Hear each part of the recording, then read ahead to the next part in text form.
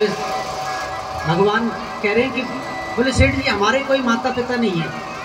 सेठ जी ने सोचा कि चले गए होंगे, अब उसे क्या पता भगवान के कोई माता पिता तो है ही नहीं। सेठ जी ने सोचा गए होंगे, गुजर गए। बोले भैया तुम्हें नौकरी करनी है? बोले हाँ। तो तुम्हारी पगार क्या होगी, तनख्वाह क्या होगी?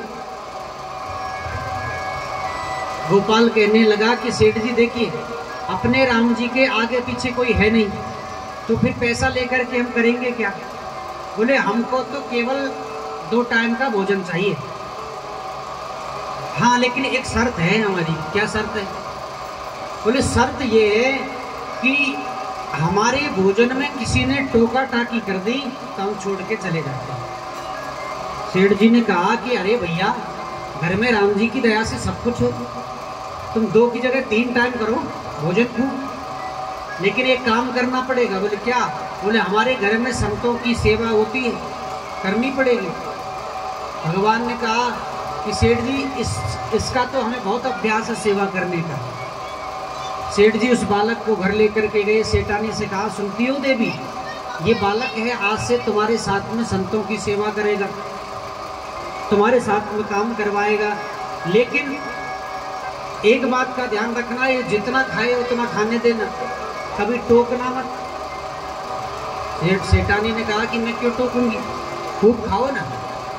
अब तो महाराज सेठ जी के घर में रहने लगे भगवान बालक के रूप में, बड़ी संतों की सेवा करते, सेठ जी की सेवा करते, सेठानी जी की सेवा करते, खूब घर का काम करते। काफी दिन बीत गए। एक दिन सेठानी जी पड़ोस में मंगल गीत गाने गए। अब पड़ोस में बात चलती है, जाते हैं तो बात चलती है, अरे बहना आजकल तुम कमजोर कमजोर लग रही हो, कहाँ बात है? तो वो सेठानी कहने लगी कि बहना कहाँ बताए, हमारे घर में एक बालक आया है, सेवा तो बड़ी अच्छी करता है लेकिन खाता बहुत। इधर सेठानी जी ने कहा कि खाता बहुत है, उधर जी हमारे गोपाल जी अंतर ध्यान हो गए। शाम को सेठ जी आए। सेठ जी ने कहा कि सेठ जी का नियम बन गया था कि जब भी वो भोजन करने बैठते तो गोपाल को साथ लेकर के बैठते थे। अब जैसे ही भोजन करने बैठे आवाज लगाई, अरे गोपाल बेटा इधर आओ भोजन करेंगे, लेकिन गोपाल हो तो आए।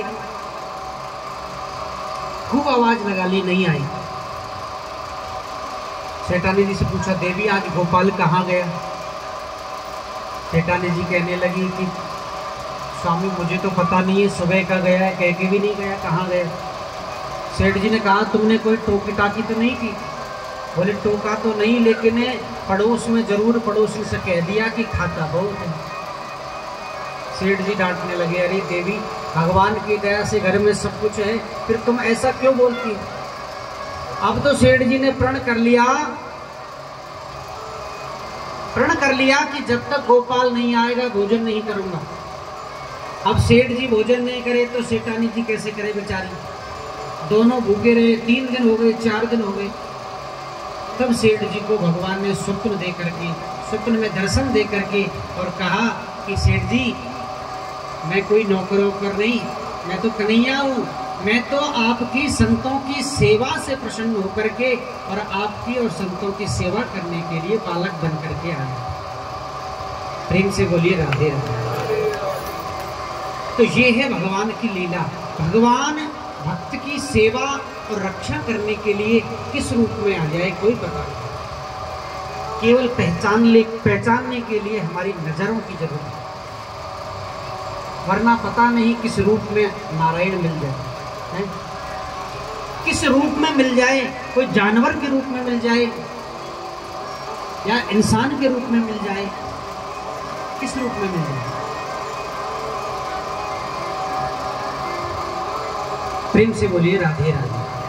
तो आज भगवान अपने परम भक्त की रक्षा करने के लिए आज सुखदेव जी के रूप में राजा परीक्षित की सभा में है। बोलिए सुखदेव भगवान की।